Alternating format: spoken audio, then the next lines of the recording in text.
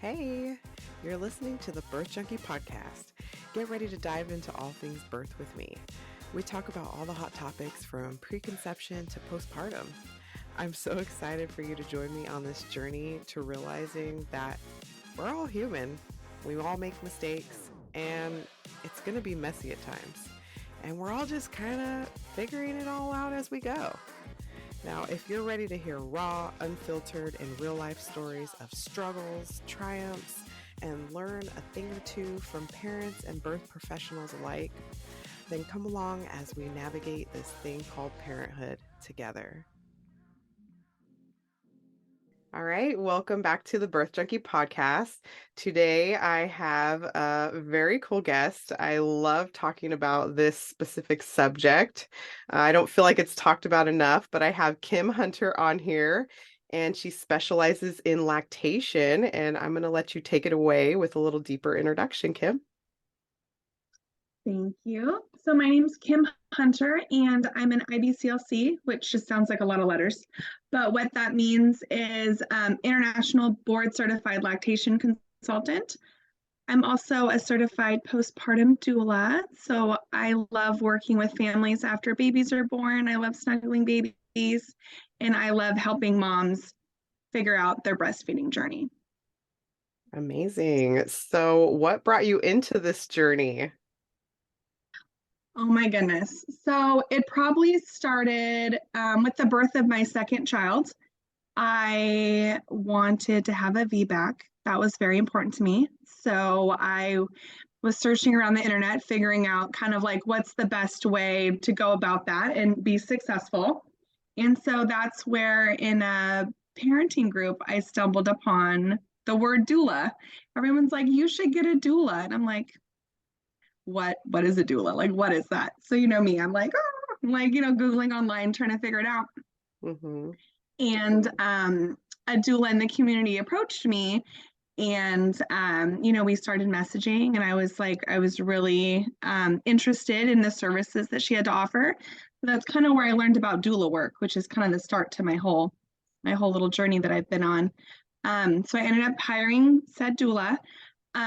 And she actually had a team of doulas, and one of them turned out to be my neighbor across the street, which was kind of a Oh, small world. And so the birth went great, everything went great. But after my son was born, I was talking to my neighbor, and I was, kind of looking for maybe something else to do with my life. I worked in an accounting firm for years and years, and that was never what I wanted to do, just kind of somewhere I ended up.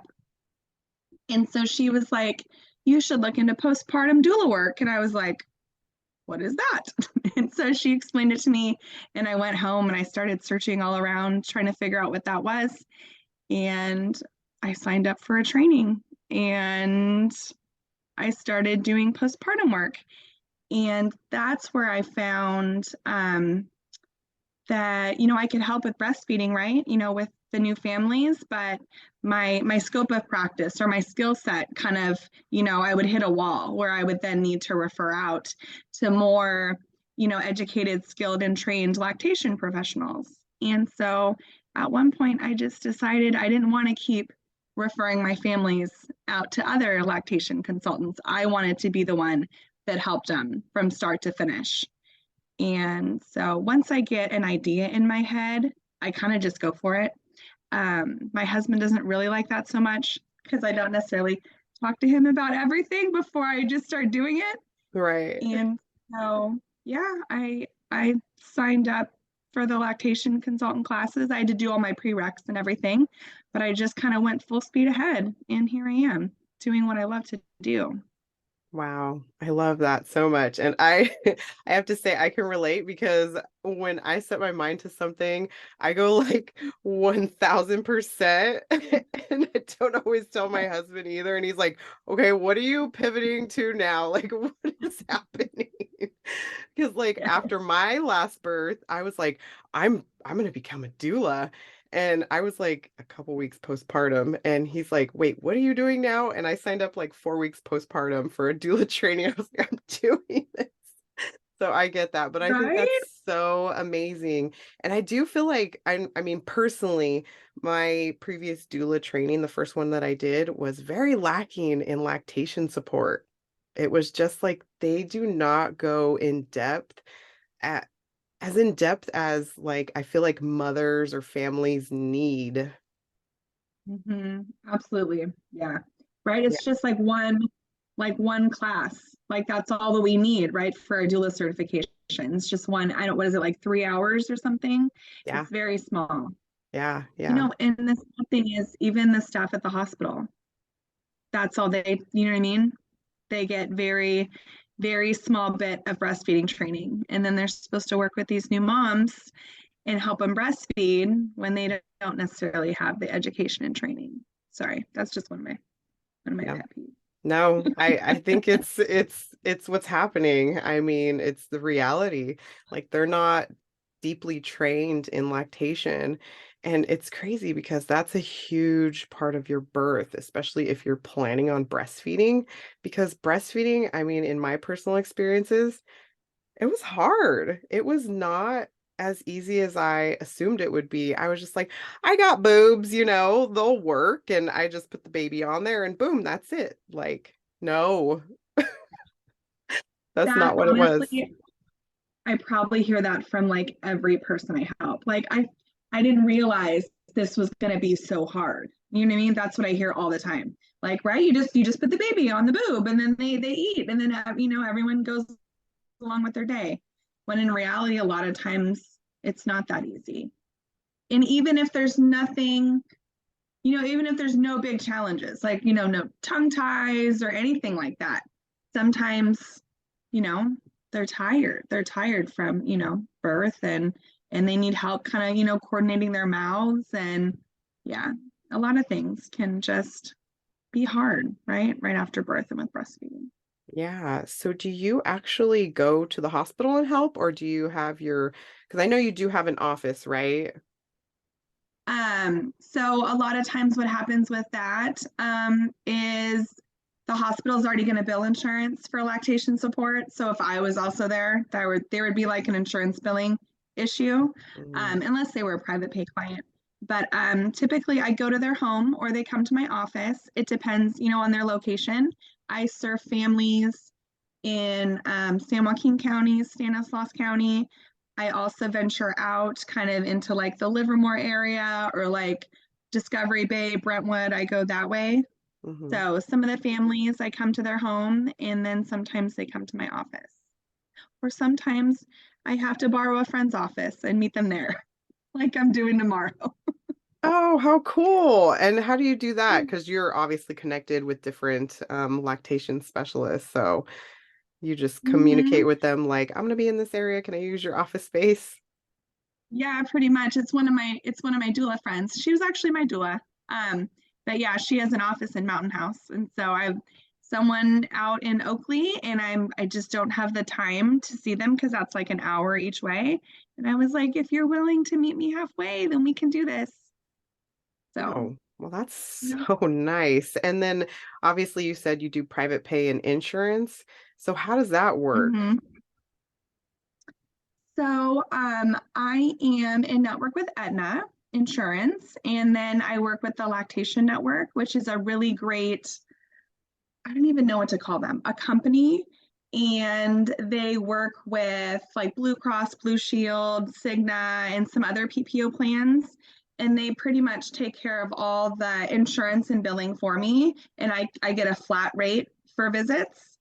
And so I think that's made it so amazing for all these families because it's hard working directly with insurance. It's hard getting in network with them and calling and dealing with all of that. So the Mhm. lactation network, I think, has made it really amazing for a lot of us lactation consultants to work with families and just not have to worry about the insurance aspect of it.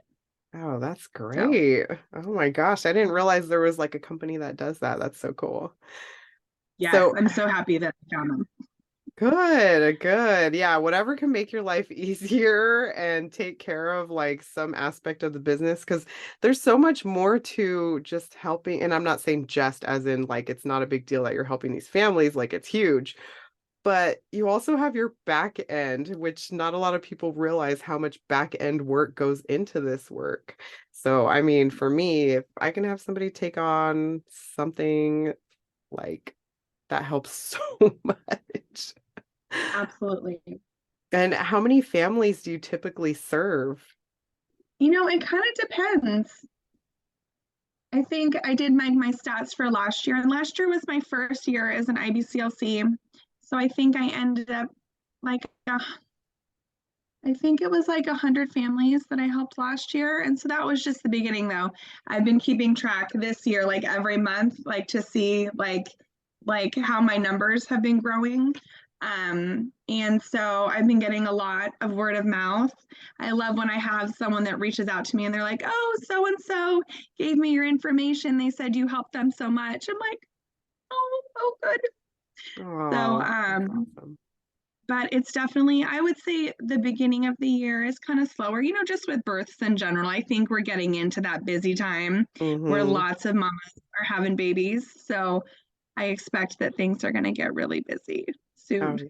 Oh yeah, definitely. We got those Valentine's babies and New Year's babies and all the ones.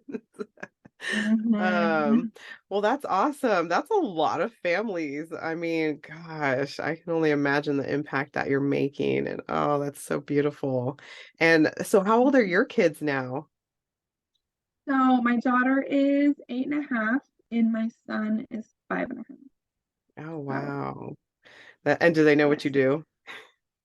yes, yes. They're both very familiar with breastfeeding and what breasts do and where babies come from and all that good stuff. Yes.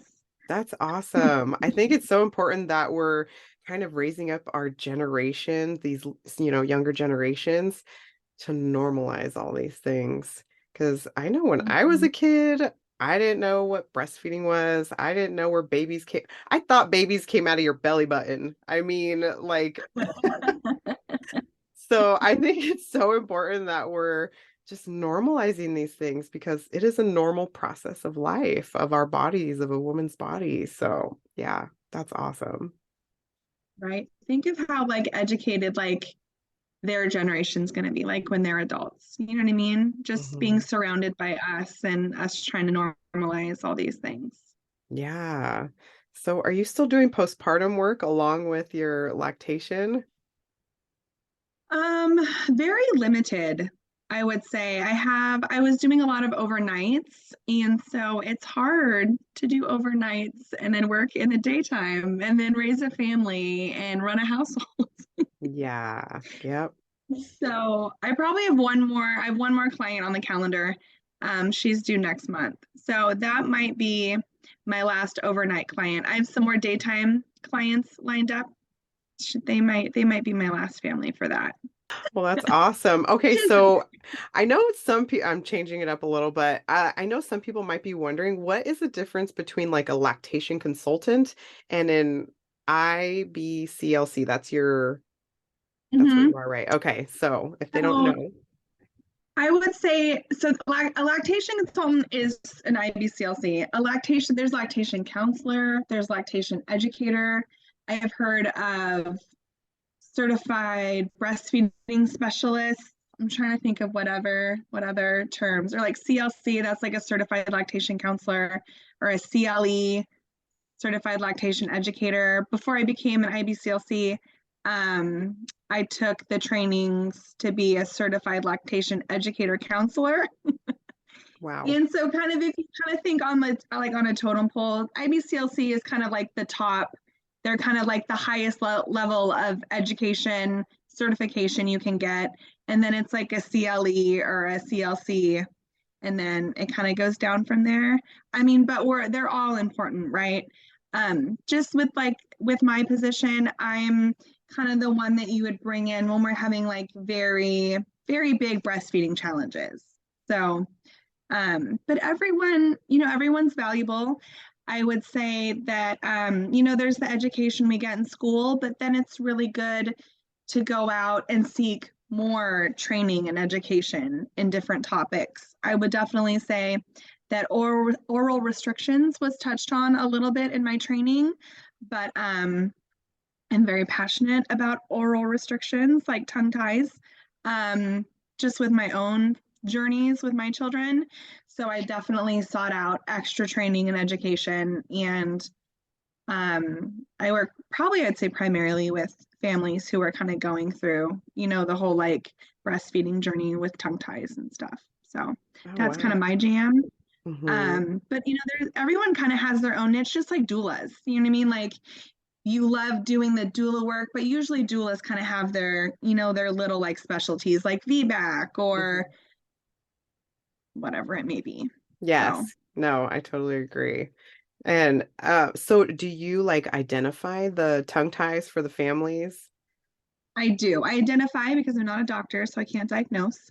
I identify, I give them resources, I give them referrals to providers that can help them, remedy the situation. I give referrals to body workers because that's really important. Craniosacral therapy, chiropractic for babies that are struggling with oral function is really important. And then I work on them, helping them, do oral rehab, like, different little oral exercises to help babies get better. And then we try to get baby, back on the breast if maybe, that wasn't working well. And I've worked with families, a few families for like weeks at a time, like trying to get babies to breastfeed and kind of, getting rid of like the bottles and the nipple shields. And so I've had some really great success stories. And so that really just kind of drives me to keep learning more and keep trying to help families. That's so important, especially if somebody wants to continue their breastfeeding journey and they have all these struggles. Because I know I struggled so much, especially after my C-sections, because, Mhm. after you have a C-section, you're drugged up, your baby's all drugged up. And so that initial, like the first latch and everything is so difficult because you're both like, whoa, what are we doing here? So I know Mhm. I definitely struggled. And I know after I had my vaginal birth, that was so much easier. I was like shocked. It was like night and day because we were both very alert. I had a medicated labor and birth. So, he was like eyes wide open, ready, searching for the breast. And I was like, whoa, what is this? And I'm like 14 months postpartum now, and we're still breastfeeding. So, yeah, it's been awesome.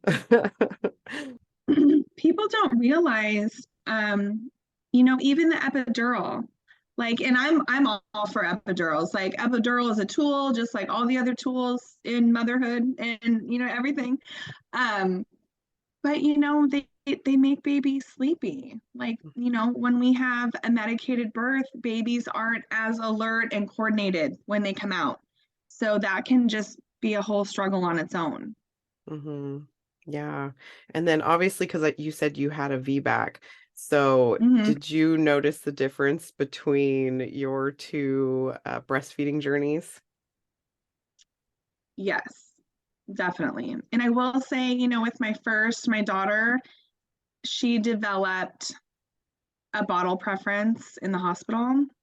So things didn't go exactly as planned. Yeah, I didn't feel like the hospital was super supportive. The lactation consultant, they were just like, keep trying to put her on the breast, like, with no real information, no, no real education about it. Looking back, I'm like, they could have given me a nipple shield. Like they're, you know what I mean? They're so quick to hand them out in labor and delivery, but in the NICU, like no one ever, and I had no idea back then what a nipple shield even was. But looking back, I'm like, gosh, they could have just given me a nipple shield. Like Oh, they could wow. have maybe done paced feeding. Like these are all things that I share with my families because a lot of times, when you have that first baby and things don't go as planned, then you have that second baby and then your goals are real clear. You know what I mean? Like you want to do everything that you didn't do with the first and you want to avoid everything you did with the first to make things work. And so, yeah. How was that with your second? So with my second, I was determined to have a vaginal birth, which I did. I was Hmm. determined to breastfeed him, but he ended up having a tongue tie. And so I couldn't figure out why he wasn't gaining weight, why his jaundice wasn't improving, why he wanted to nurse for an hour at a time, why I felt like my nipples were going to fall off. And Yeah. so I had a consultant come to my house, and she was like, "Oh, he has a tongue tie." And I'm like, "Okay, here's the credit card. Like, what do I do? Like, how do we fix this? Because like this isn't sustainable. Like, but I want to breastfeed." So my son had a tongue tie and a lip tie. And so we went and we got that revised by a very popular pediatric dentist in the Bay Area. And yeah, after that it was great. It was everything that I hoped and dreamed it would be. But I definitely think that my own struggles like very much like affect, how passionate I am about that specific thing. Because I hear a lot of the times, oh yeah, like all these things are happening and I don't know why. Oh, my pediatrician looked in my baby's mouth and everything looks good. Oh, we went to the ENT and there's no tongue tie. And I'm like, okay, well, this is what I'm seeing, and this is how it affects breastfeeding and all these other things. And so sometimes I'm the first person that tells a mom, like about tongue ties and about, her baby having one. And sometimes I'm the third person that she's talked to when everyone else had said there's nothing wrong. So yeah, it's very frustrating. Gosh, that is frustrating. And I know my, which one was it? I think it was my second or no, my third. She had a tongue tie and I had taken her, to the pediatrician and she was like, oh, I don't see anything. I don't know. She didn't even seem like she knew what she was even doing. Yeah, but it was like I had no validation for, what I was feeling. I was just like, I had seen a lactation, but they were just like, keep putting her to the breast, keep putting her to the breast. But she wasn't gaining weight very fast. And my nipples were bleeding and cracked and hurt. And I was like, had so much anxiety every time I would breastfeed because it hurt. And it was just hard. Like, oh my gosh. I don't know. I guess it's like, got to do your research so that you can just see the specialist if you feel like that's what you need to do. Because for your mental health sake, oh my gosh, like that helped so much after that. Thank goodness. But how often Yes. do you see like the tongue ties and everything? Because now I feel like I hear about it so much more. I would say I feel like 90% of the babies I see have tongue ties. But then and so when I first like was thinking about that, I'm like, oh my, like, am I like over, you know what I mean? Like, am I just thinking every baby has one? But then I had to remind myself, people are coming to me because breastfeeding is not going well. Like, you know what I mean? It's not like Exactly. I'm seeing all the moms that are having a great breastfeeding journey. Like Right. I could count on one hand how many moms I've seen that maybe just needed like to be told they were doing a great job. You know what I mean? Just to be told things are going great.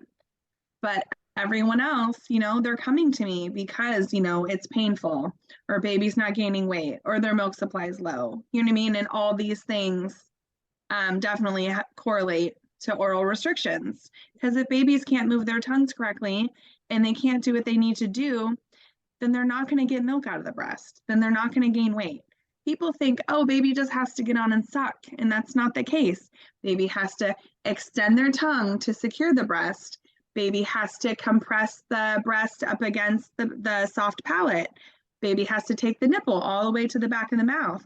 If a baby can't raise its tongue, then how are they supposed to compress the breast to get the milk out?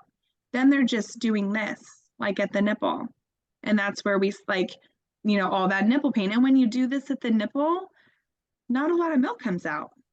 And so then we see low milk supply because, mom, it's hard to know, right? When you have a new baby, oh, they're there.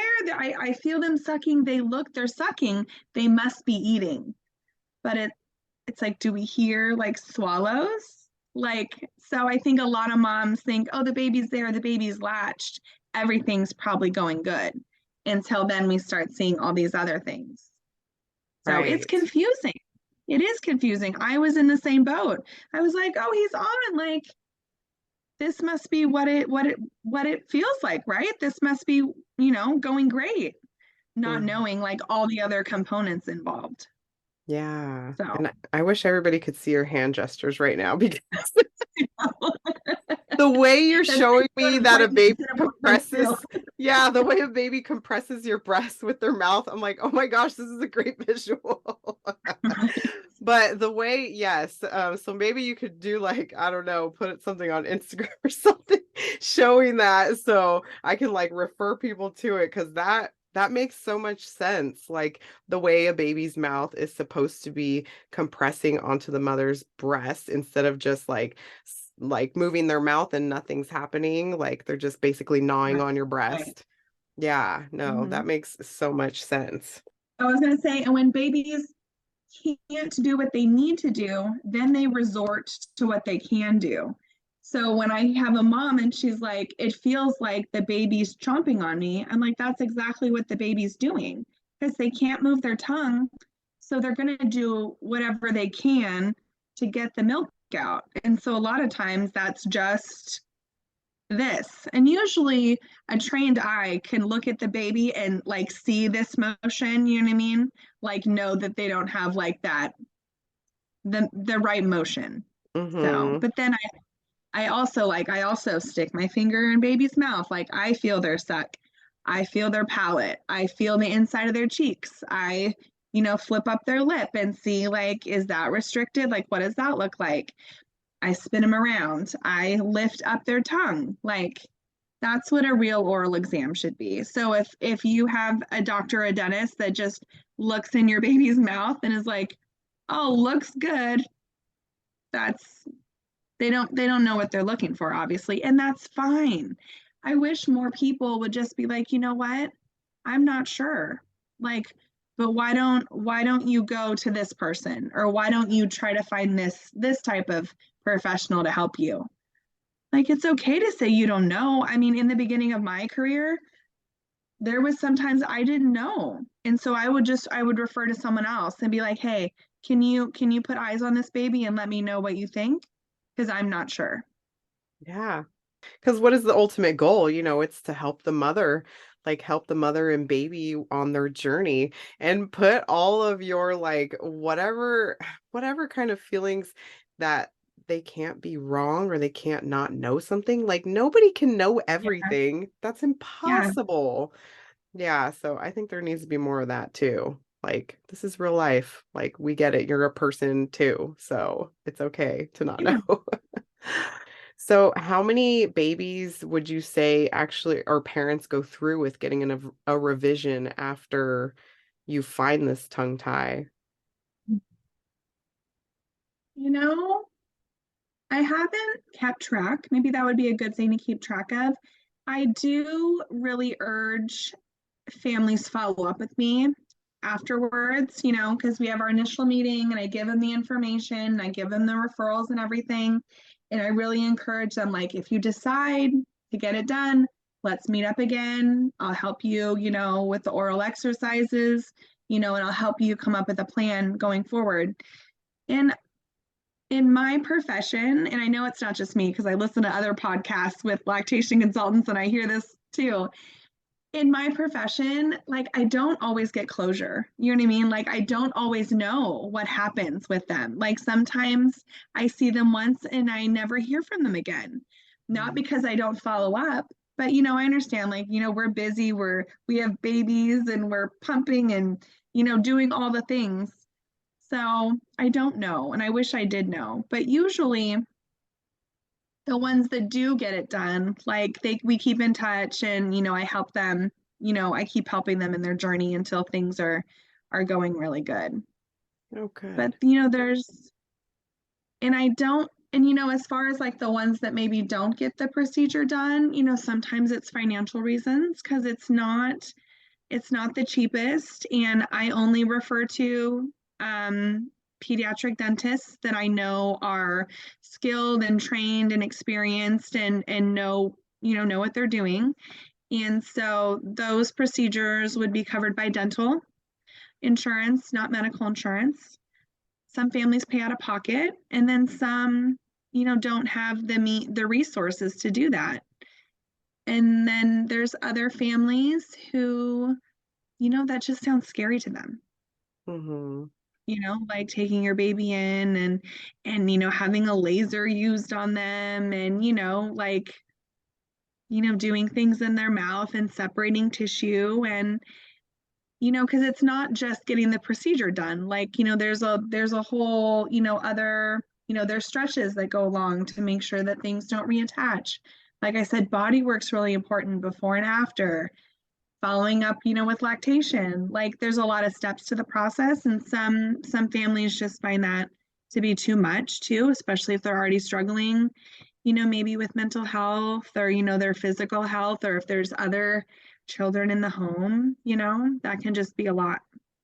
That do it, you know what I mean? And they're so happy and they meet their feeding goals. So On this like breastfeeding journey as a whole, how would you, or is there anything you would suggest for like a partner, like how a partner can support, this their partner's breastfeeding journey? Is there anything like you would have? Yeah. oh my gosh, if I could have people do the one thing, I would love for a mom and partner to take a prenatal breastfeeding class. I wish more people would learn about breastfeeding before it's time to breastfeed, because you don't know what you don't know. And if you know how to determine if things are going well, and you know how to determine if maybe things are not going well, it's just like preparing for childbirth, which I think is so important. It's the same, if everyone's on the same page and everyone knows what to expect and knows where to go when things are not going well, I think so many people would be successful. Yeah.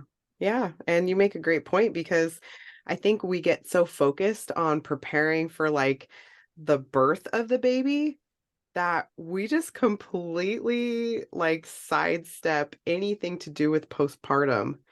And that to me feels like more of a vulnerable time than any time in your life because whether you had a vaginal birth or a C-section birth, you're healing from birth. You could be exhausted, you could have other kids to take care of. Like there should be some kind of plan in place, plan A, plan B, plan C, because we could lay the best plans, but it doesn't necessarily mean it's going to happen exactly like that. So, yeah, I think having like a postpartum plan in place and emphasizing on breastfeeding and healing after birth is so important. But as far as partners go, I love when partners participate, like in the lactation visit. Because, there's some, they think, oh, like I don't need to be here. Like this doesn't, have anything to do with me. And then I have the ones like I had one yesterday, and the dad had a notebook and he was like taking notes. And I'm like, that's so cute. I'm like, but I'm gonna send you a care plan. Like you don't have to take notes. Like I'm gonna Oh I'm my gonna send you all this gosh. information. But I I love love that. Like that. I love seeing those super supportive partners. Oh, Or like the wow. ones that are like, oh babe, do you need water? Like, let me get you a snack. I love that. And to get them involved too, because this is a part of their journey too. Yeah, exactly. It's sometimes so much of it is just kind of left up to us, right? Because, we're the ones that have the baby, we're the ones that feed the baby. But it's exhausting. We're exhausted. We're so tired, even Yeah. now, even the kids get older. Oh, Because, yeah, just by definitely. default, I feel like, we're the ones that just end up, like the medical stuff and the school stuff. I mean, I'm speaking, from my own experience, but, it's exhausting. It's hard No, being a mom. it is. You make a good point because it's like it comes on to us as the ones to make the appointments, as the ones to make the decisions because I also relate, like my husband's like, you handle all that stuff. Like, and he Mhm. never actually said that, but it just kind of happened It's like that way. assumed, right? Mhm. Yes, and it's exhausting. Like it's exhausting to go through this checklist of everything that needs to be done. Just making those decisions is exhausting. Forget anything physical, like just making those mental decisions. So, yeah. I think let's get the partners on board and let's make this like a co-op because that's what it is. Mhm, exactly. Like about your personal journey, whether it was like your pregnancy, birth, breastfeeding journey, or even becoming like an IBCLC. Like, is there anything that you would change? Or if you had a redo, you would do differently? Oh man, I know, God, I know so much more now. Like, since being a birth doula and a postpartum doula and a lactation consultant, so many, I wish I could go back, right? And like, give birth again and do postpartum again and, do different things with my daughter, as far as, like breastfeeding goes. I ended up exclusively pumping for her for 10 months. And Wow. while that was, a journey that, I can use to help other families, like there's so much I didn't know back then. I will say one of my biggest pet peeves as far as lactation goes is that, there's different size flanges? Do Oh, you yeah. know that? Oh, yeah. I had no idea about that 8 years ago, 5 years ago. I work with so many families who have no idea. And it's such a game changer when you get measured for Mm-hmm. flanges that actually fit you, how much more comfortable it is, how much more effective and efficient pumping can be. That is one thing that I wish I could just scream from the rooftops. Yeah, and I was using the standard that comes with like the pump that they send you, which is like 24 millimeters.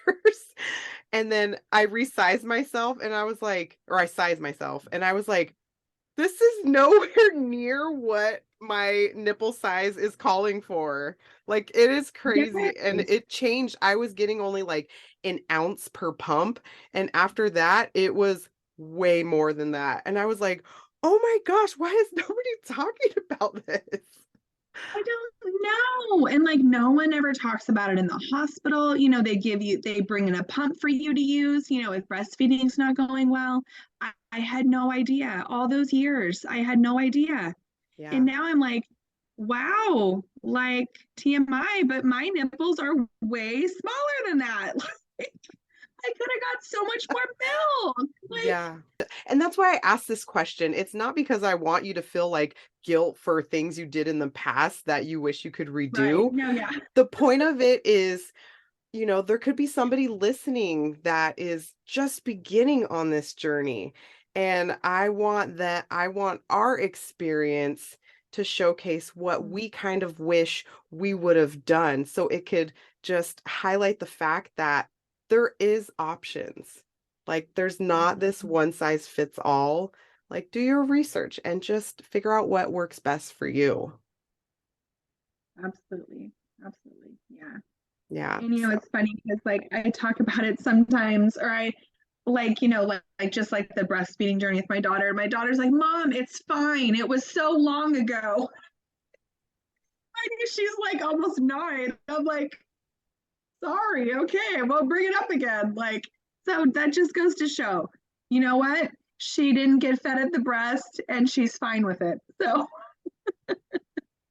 I think sometimes we feel so guilty. You know what I mean? Like, we feel so guilty, especially for our feeding choices, for our parenting choices, for, how our births go. And so sometimes it feels so incredibly hard in the moment, or sometimes we feel so guilty in the moment, but down the road, you know what I mean? Like sometimes like it's okay to like let that go and process it and grieve for it, but to let it go. yeah. Because look, I mean, if Riley doesn't care that she wasn't fed at the breast, then why should I? Yeah, exactly. I mean, they're obviously happy and healthy now because I know I went through that too with the guilt of not doing like certain things that I've done now, but like my oldest, she's 18, so I was really young when I had her and I didn't Mhm. know a lot of things and I've done things like night and day different with, my younger kids.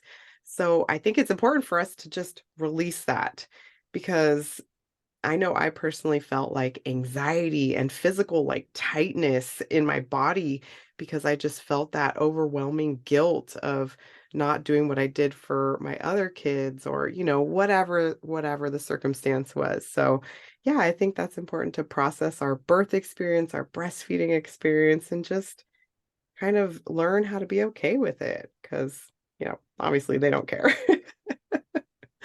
Right? And Hmm. when you know better, you do better. You know what I mean? Yes. Like Hmm. we just didn't know. Now we can make sure that our children know. Like these are things that like maybe our moms didn't talk about or didn't teach us, but now we have the power, you know what I mean, to like educate our children. So, they don't have to go through the same, struggles that we did, Yep. especially, our girls. Yeah, definitely. Yeah, no, I love that. So if somebody would like to connect with you, how would they go about doing that? What's the best way to connect? Probably my website, which is doula.Kim I'm also on Facebook and Instagram. Sometimes I have people message me on there. Same, just Doula Kim Hunter. All right. Well, and I'll put that obviously in the show notes so that everybody can find you with ease. Unless you have anything more to add. I don't. I really appreciate being on your podcast today, though. Well, thank you. I appreciate you taking the time out of your day to come and chat with me. Absolutely. All right, I'll talk to you later. Okay. Bye. Bye. Oh my gosh, I feel so honored that you took the time out of your busy day to listen to that episode. I really hope that you liked it or something resonated with you or you learned something new today. Make sure to hit subscribe so that you don't miss an episode. And if you'd like to connect with me, go ahead and go to the show notes and click the link to connect with me. Also, I would love for you to rate and review this show. That helps more people see this show when they're searching. So, thank you so much, and I hope you have a beautiful day. I will see you next week.